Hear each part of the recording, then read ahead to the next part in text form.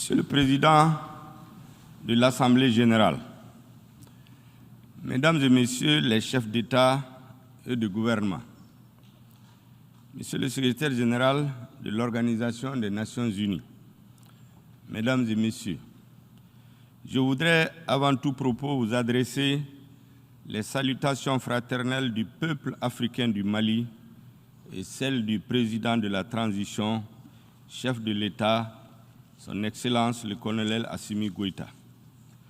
Je voudrais également, en leur nom et à mon nom propre, vous adresser, Monsieur le Président, les chaleureuses félicitations de la délégation du Mali pour votre brillante élection à la présidence de cette 76e session de l'Assemblée générale.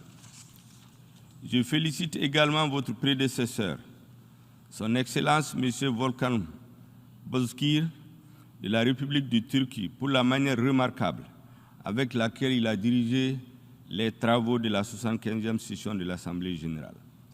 Qu'il me soit permis également de réitérer à notre secrétaire général, M. Antonio Guterres, notre haute appréciation des efforts louables qu'il continue de déployer pour la réalisation des nobles objectifs de notre organisation commune. Monsieur le Président, la 76e session ordinaire de l'Assemblée générale s'ouvre fort opportunément sur le thème de l'espoir. L'espoir de renforcer notre résilience pour nous relever de la pandémie de la COVID-19 dans un esprit de responsabilité, de coopération et de solidarité. L'espoir d'un monde plus sûr, d'un monde de sécurité humaine. L'espoir que le Sahel retrouve la stabilité et redevienne un havre de paix et un pôle de croissance et de développement. L'espoir, enfin, de revitaliser l'Organisation des Nations unies. Le Mali souscrit pleinement à l'esprit et à la lettre de ce thème qui résume parfaitement les idéaux de notre organisation commune. C'est une lapalissade d'affirmer que le Mali et les pays du Sahel sont de nos jours confrontés à l'hydre terroriste, à l'extrémisme violent et à l'instabilité. Cela dure depuis plus d'une décennie, avec le risque d'enlisement, de banalisation ou de lassitude propre à détourner ces problématiques de l'agenda international.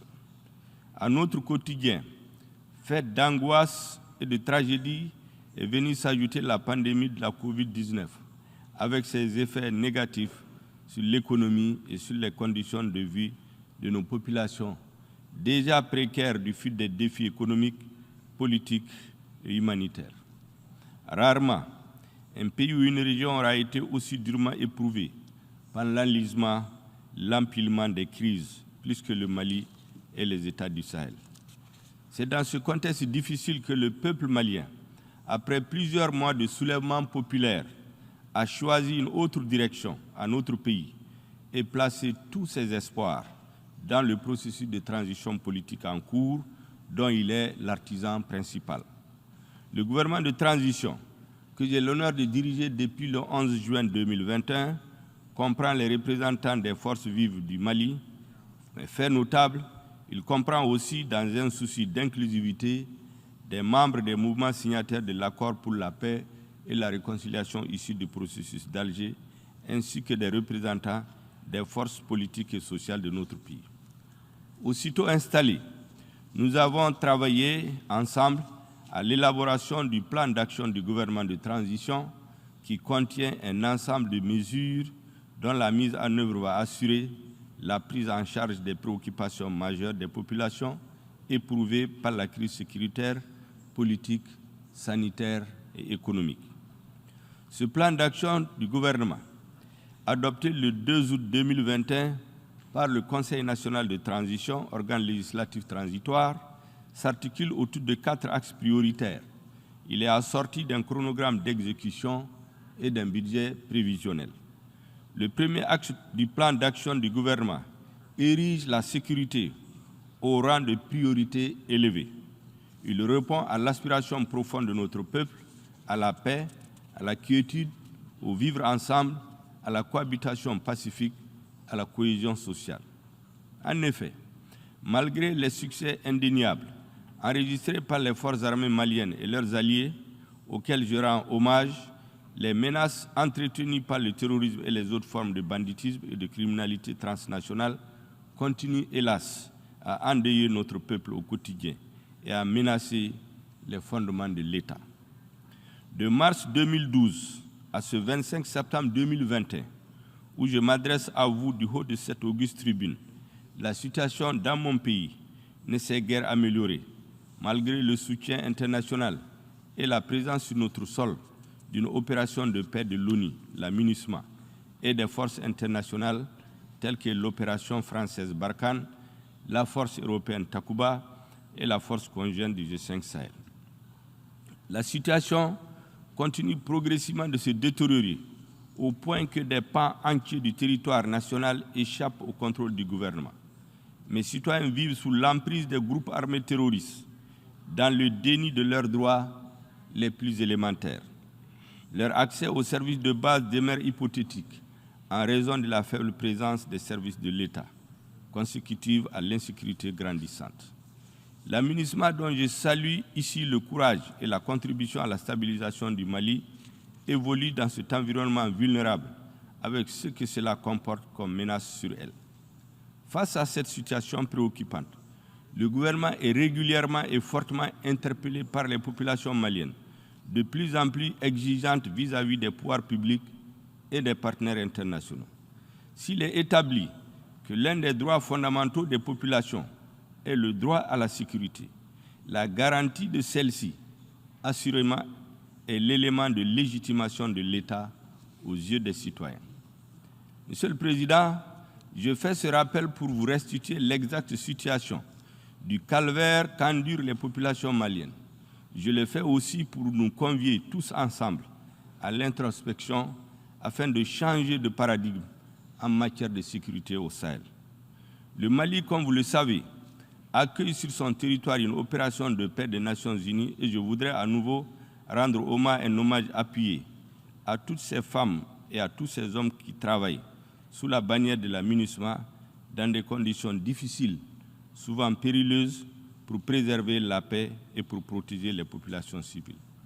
Je rappelle que notre organisation commune, l'ONU, a été bien avisée en 2013 lorsqu'elle a décidé de déployer fort opportunément la mission multidimensionnelle intégrée des Nations Unies pour la stabilisation du Mali, MINUSMA.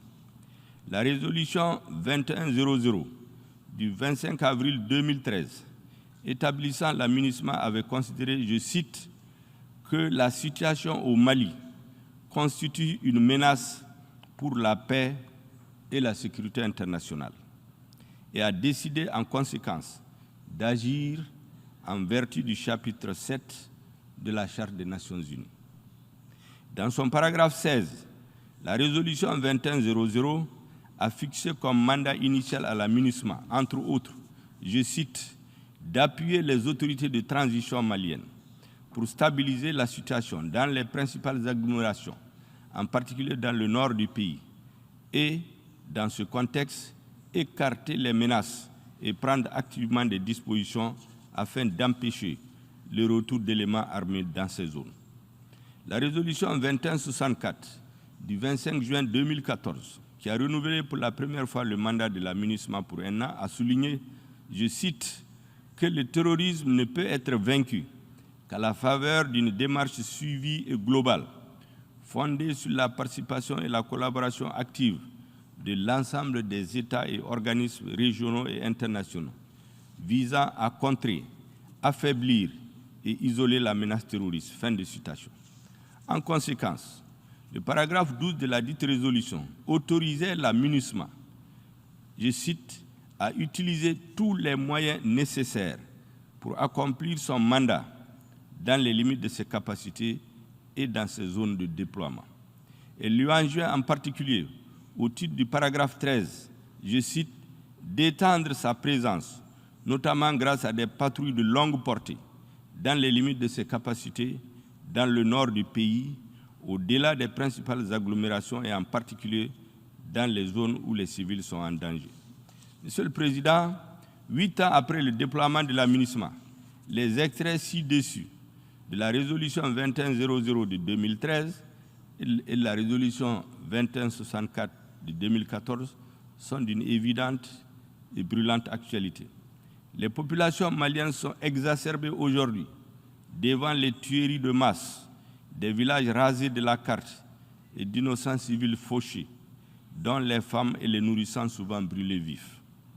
Les Maliennes et Maliens ont le net sentiment que la mission assignée à la MINUSMA a changé en cours de route, et notamment depuis 2015, suite à la signature de l'accord pour la paix et la réconciliation issu du processus d'Alger, alors même que les défis qui ont justifié son déploiement sont restés constants.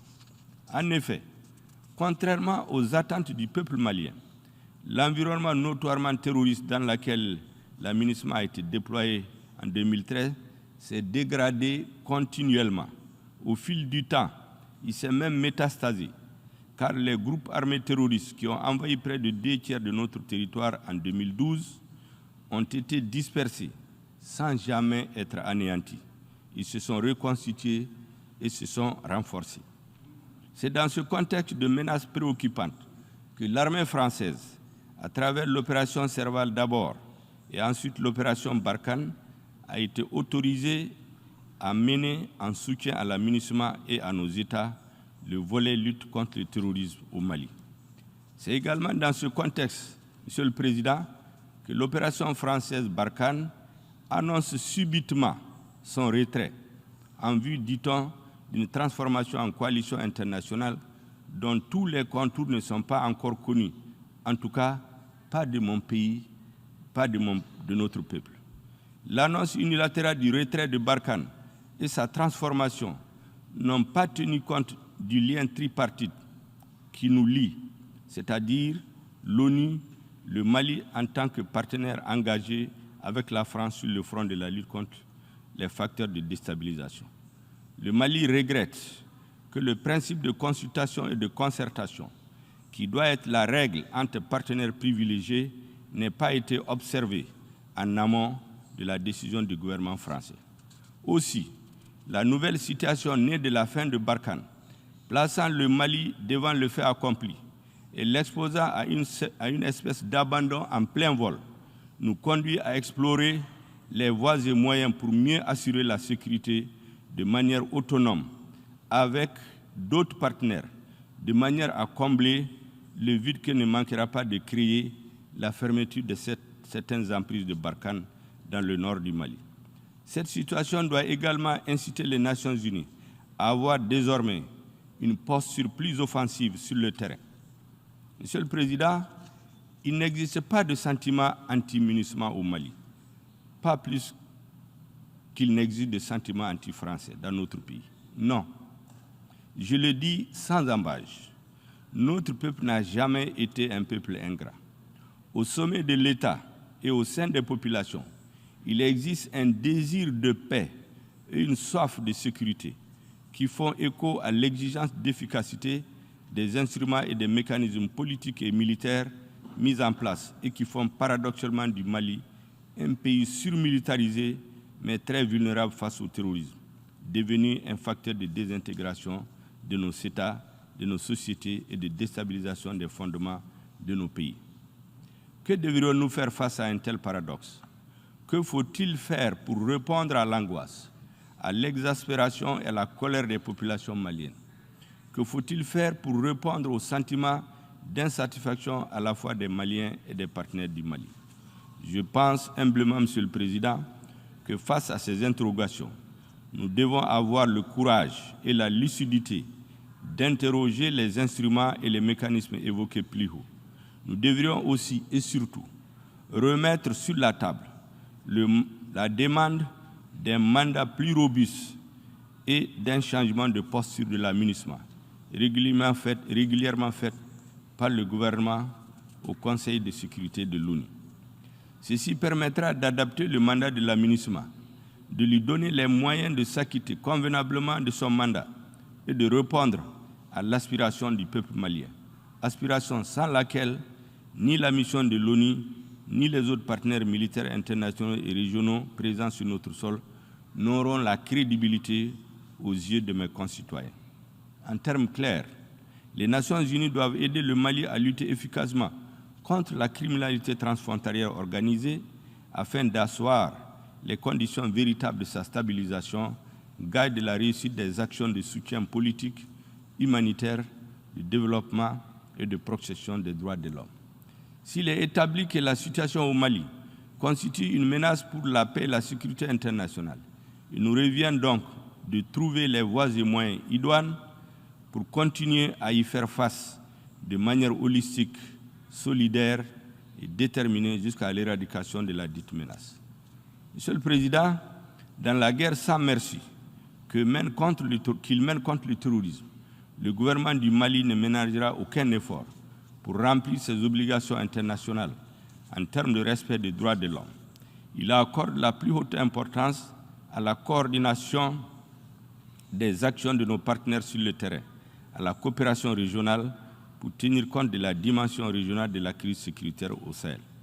C'est tout le sens de notre engagement de la force conjointe du G5 Sahel.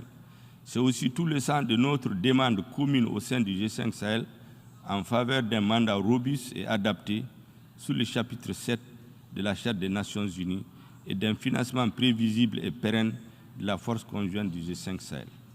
Dans un souci de cohérence et d'efficacité, le gouvernement s'attelle à la mise en place sous mon autorité d'une structure de suivi et de coordination des activités de la MINUSMA, ainsi qu'à l'élaboration d'une stratégie de gestion intégrée de la crise au centre du Mali. Nous ne nous exonérons pas de nos responsabilités propres dans le processus de stabilisation du Mali.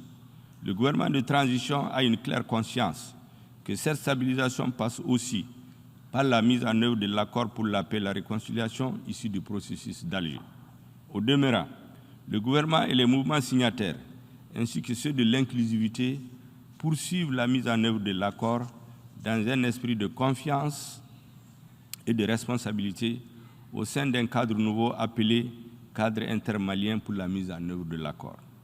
Dans cet esprit, nous poursuivons la mise en œuvre intelligente et la relecture consensuelle de l'accord aux fins de son parachèvement. L'objectif recherché étant de favoriser son appropriation nationale et de renforcer son caractère inclusif tout en veillant aux conditions politiques et sociales du consensus nécessaires à la relecture de certaines dispositions conformément aux mécanismes prévus par l'accord. Concernant les questions de défense et de sécurité, un programme de désarmement, démobilisation et de réinsertion portant sur 3000 ex-combattants issus des mouvements signataires et de l'inclusivité a été mis en place, sur lesquels 1840 ex-combattants ont déjà été intégrés.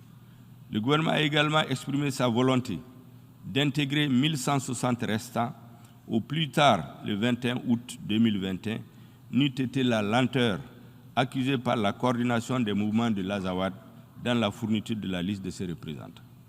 Par ailleurs, le gouvernement du Mali est disposé à l'intégration prochaine des ex-combattants au sein des forces de sécurité, de la fonction publique de l'État et d'autres corps paramilitaires, dès que les quotas compatibles avec les capacités du budget national sont fixés. Le gouvernement est déterminé à surmonter les obstacles techniques qui émanent des autres parties à l'accord, en particulier des mouvements signataires dont l'adhésion au DDR doit être sans réserve. Le volet réinsertion socio-économique entamera les activités d'ici la fin du mois de septembre, avec l'appui de la MINUSMA et de la Banque mondiale. Je n'oublie pas ici la situation des réfugiés maliens dans les pays voisins et des personnes déplacées internes, qui reste une préoccupation majeure du gouvernement. Nous nous attellerons à créer, avec l'appui des partenaires bilatéraux et multilatéraux, les conditions idoines d'un retour de la sécurité et de la dignité de nos populations et à assurer leur participation aux prochaines élections. Monsieur le Président, la transition en cours au Mali se veut une transition de rupture qui porte l'espoir de guérir le Mali des maux qui l'assaillent, dont l'instabilité politique et institutionnelle, l'affaissement de l'État, conséquences directes de la corruption et de l'impunité. Pour réussir ce pari, notre pays a décidé de s'engager dans la voie des réformes qui constituent le deuxième axe du plan d'action du gouvernement. Ces réformes vont au-delà des questions politiques et institutionnelles et visent in fine à refonder l'État dont le délitement progressif est à la base de l'extrême vulnérabilité du Mali face aux défis politiques, économiques et sociaux auxquels il est confronté. Mon pays souhaite être une solution aux crises qui menacent le Sahel. Le Mali aspire vivre en paix avec ses voisins, renforcer son unité, sa stabilité et recouvrer la plénitude de sa souveraineté sur tout son territoire. Le Mali veut garantir la sécurité humaine à l'intérieur de ses frontières en consolidant ses institutions constitutionnelles. À cette fin, le Mali est engagé à faire sa mue à travers les réformes, à amorcer sa transformation vers un État stable et prospère, orienté vers le bien-être de ses habitants. Ces réformes ont trop longtemps été différées, pour différentes raisons, par les différents régimes politiques qui sont succédés au pouvoir depuis 2 décennies. La transition en cours, sous la haute conduite de son Excellence le colonel Assimi Goïta, a décidé de s'y engager fermement. Le chef de l'État nous a commis à convoquer, dans les tout prochains jours, les assises nationales de la refondation, dont les recommandations auront force exécutoire aussi bien pour la période de transition en cours que pour la poursuite des politiques publiques à venir. Le troisième axe prioritaire du gouvernement est consacré à l'organisation des élections générales, transparentes, crédibles et inclusives, devant marquer le retour à l'ordre constitutionnel au Mali. Ces élections sont particulièrement importantes, car elles seront le baromètre de la réussite de la transition. Nous savons que leur qualité et leur crédibilité conditionneront l'avenir de notre démocratie, la légitimité et la solidité des institutions. Tirant les leçons de notre pratique démocratique récente, le gouvernement va instituer un organe unique indépendant de gestion des élections. Cet organe unique de gestion des élections posera les jalons politiques, juridiques et institutionnels de la restauration de la confiance des acteurs politiques et des citoyens lors des compétitions électorales. Il s'agit là d'une innovation majeure de nature à renforcer la démocratie et la légitimité des institutions. Nous avons conscience des délais impartis à la transition et de nos engagements internationaux. Nous travaillons sans relâche à les respecter. Dans cette optique, l'organe unique de gestion suivra un processus accéléré de mise en œuvre à travers la relecture de la loi électorale, l'installation d'un directoire national et des démembrements au niveau régional et local et dans les ambassades et consulats du Mali. À cet égard, la table ronde sur l'examen de l'avant-projet des termes de référence des Assises nationales de la refondation est ouverte hier à Bamako. Au-delà de la question de l'organe unique de gestion des élections, le gouvernement va s'atteler à réformer le système électoral à travers la relecture des textes fondamentaux régissant les élections. Enfin, Monsieur le Président, le quatrième axe de l'action gouvernementale consistera à instaurer la bonne gouvernance et l'adoption d'un pacte de stabilité. Sous ce chapitre, le gouvernement s'est engagé à assurer une gouvernance de rupture et d'exemplarité. Une lutte implacable est déjà engagée pour combattre la corruption et l'impunité qui sont à la base de la déliquescence de l'État. Les mesures en cours dans ce sens vont se poursuivre et s'intensifier. La gouvernance de rupture se traduit d'ores et déjà par une réduction drastique du train de vie de l'État afin de dégager des espaces budgétaires pour améliorer les conditions de vie des populations et assurer une répartition équitable des richesses nationales. Le président de la transition et le gouvernement ont déjà donné de bons exemples dans ce sens. Les ressources ainsi dégagées seront affectées vers les services sociaux de base. Pour plus de justice et d'équité entre les travailleurs, le gouvernement, après avoir procédé à l'harmonisation des grilles salariales au sein de la fonction publique, va initier dans les meilleurs délais une conférence sociale en concertation avec les partenaires sociaux et les acteurs du monde du travail. Monsieur le Président, pays sahélien à vocation essentiellement agricole, d'élevage et de pêche, le Mali demeure fortement préoccupé par les changements climatiques, qui constituent l'un des défis majeurs pour la survie et le développement de l'humanité. En effet, mon pays subit de plein fouet les effets du changement climatique, caractérisés par l'avancée et la désertification et son impact sur la faune et la flore, l'achèvement de nos fleuves et de nos cours d'eau, l'augmentation du niveau de chaleur, les inondations, etc., etc. C'est pourquoi je voudrais réaffirmer l'attachement du Mali à la mise en œuvre de l'accord de Paris sur le climat. Monsieur le Président, je voudrais conclure en rappelant que l'action du gouvernement de transition au Mali est orientée sur 3 piliers qui correspondent à 3 besoins vitaux pour le Mali.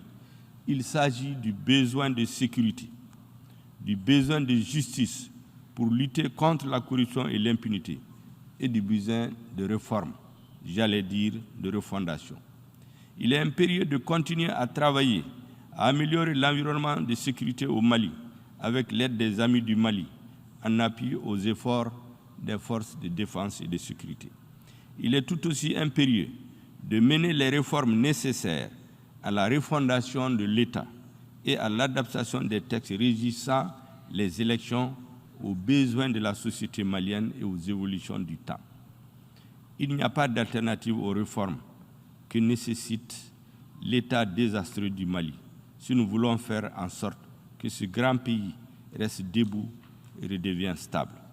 La CEDEAO a bien appréhendé cela et dès octobre 2018, elle avait recommandé à l'issue de sa mission d'information relative à la crise post-électorale de mener les réformes en ces termes. Je cite: « Prenant acte de la prolongation de la législature actuelle, selon l'avis de la Cour constitutionnelle et au regard des dysfonctionnements largement reconnus et évoqués par tous les interlocuteurs lors du scrutin présidentiel passé, il est impératif que le gouvernement et tous les acteurs sociopolitiques se conviennent de manière consensuelle d'entreprendre des réformes courageuses des cadres légaux, y compris la Constitution de février 1992 et du système électoral, avant de s'engager dans les prochaines élections que compte mener le pays.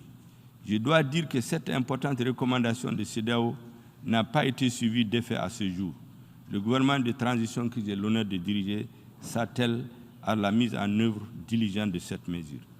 Je saisis cette occasion pour renouveler la gratitude du président de la transition, du gouvernement et du peuple malien, aux chefs d'État et de gouvernement de la CEDEAO pour leur leadership et pour leur présence constante aux côtés du Mali en ces moments difficiles et complexes. Nous les exhortons à continuer à avoir une lecture lucide de la situation qui prévaut au Mali, un pays vaste, ouvert sur 7 frontières et qui constitue une digue pour toute la région ouest-africaine. Je vous remercie de votre aimable attention.